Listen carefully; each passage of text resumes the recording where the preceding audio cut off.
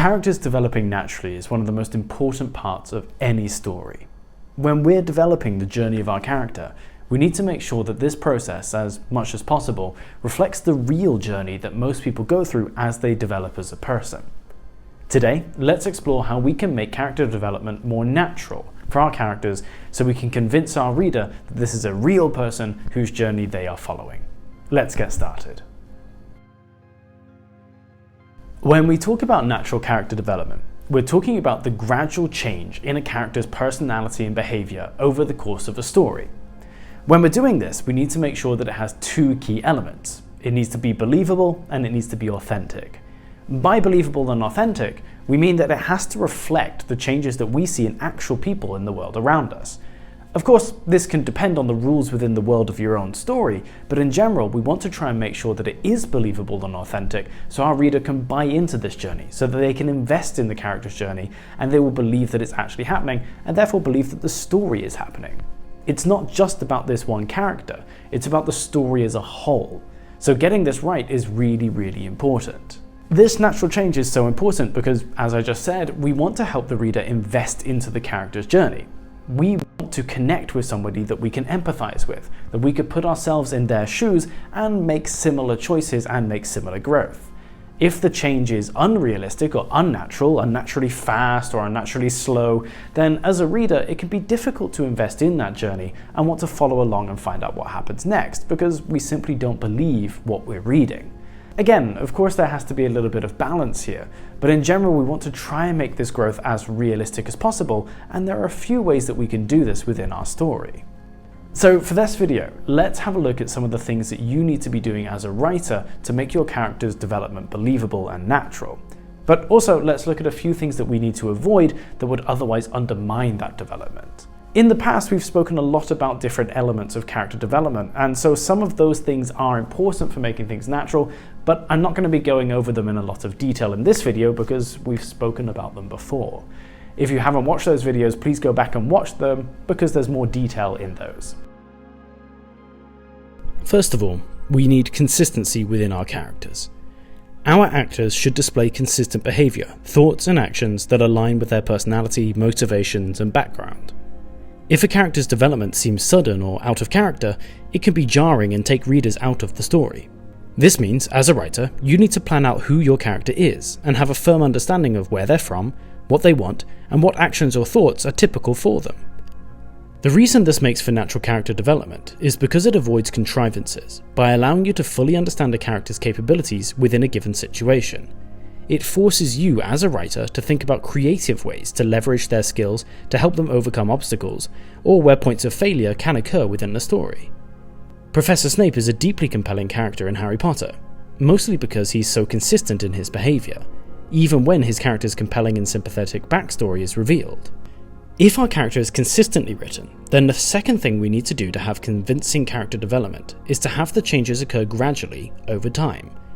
I'll be brief here, as we discussed time in our effort video, but any changes should happen slowly, just as they do in real life. You are not the same person you were 10 years ago, but it's very difficult for you to feel that change happen to you day by day. To achieve this, you need to make sure you track any subtle changes that occur to your character, and how that will gradually mold their growth or decline. There is an exception here, which are sudden events occurring to a character that may force a change within them. Shock defeats or surprises that make them adopt a new view or posture.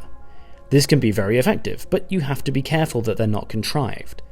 Make sure you have a compelling reason for this event to occur, and an equally compelling change that happens as a consequence.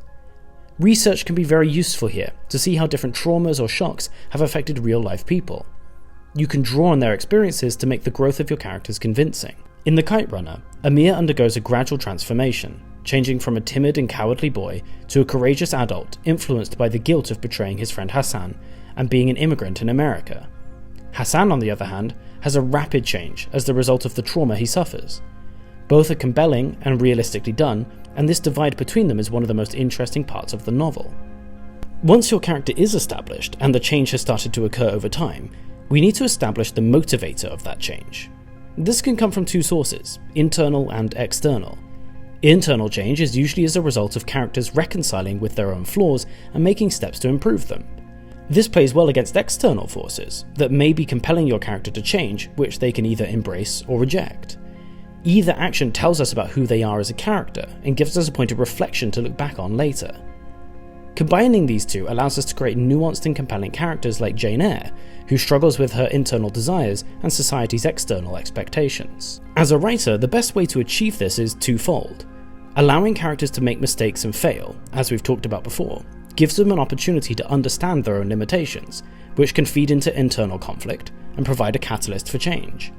The mistake shows that they are human and allows our readers to connect, as well as providing a rational reason for the change.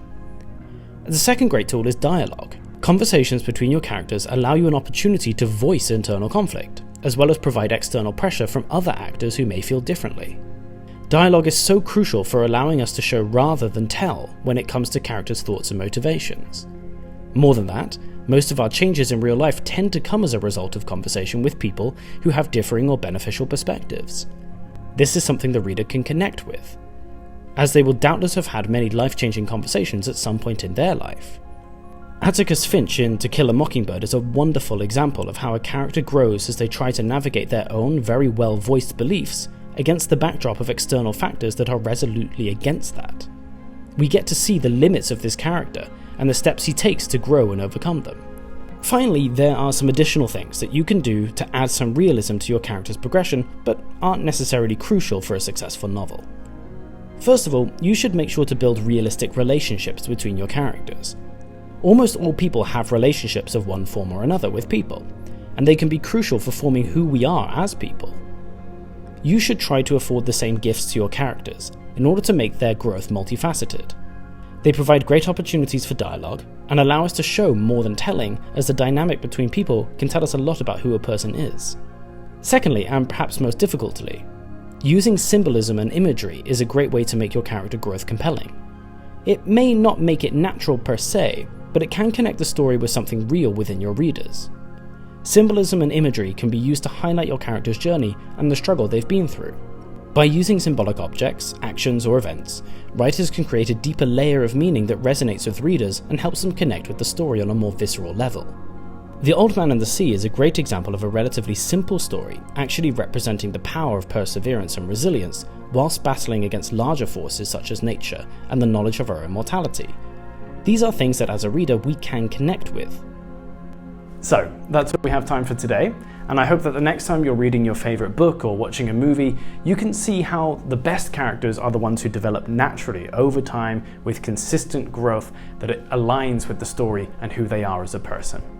Thank you very much for watching, and please consider liking, subscribing and sharing the video with your friends because it really helps the channel grow. Thank you very much.